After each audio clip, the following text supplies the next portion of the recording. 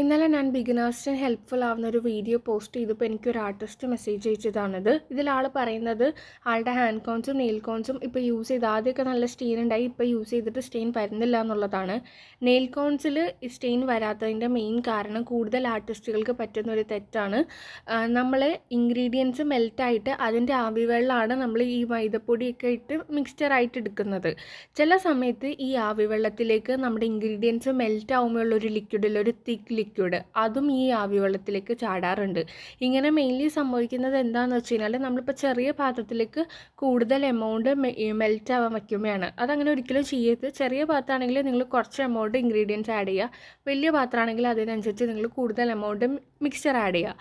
അത് ശ്രദ്ധിക്കുക. പിന്നെ ഹാൻഡ് കോൺസിൽ സംഭവിക്കുന്നത് കൂടുതലും പ്രൊഡക്റ്റിൻ്റെ ക്വാളിറ്റി ആയിരിക്കും. കാരണം ഇപ്പോൾ കുറേ ആർട്ടിസ്റ്റുകൾ ഓർഗാനിക്കാണെന്നും പറഞ്ഞ് ലോ ക്വാളിറ്റി പ്രൊഡക്റ്റ്, അതുപോലെ തന്നെ കെമിക്കൽസ് ആഡ് ചെയ്ത പ്രൊഡക്ട്സ് വരെ സെയിൽ ചെയ്യുന്നുണ്ട്.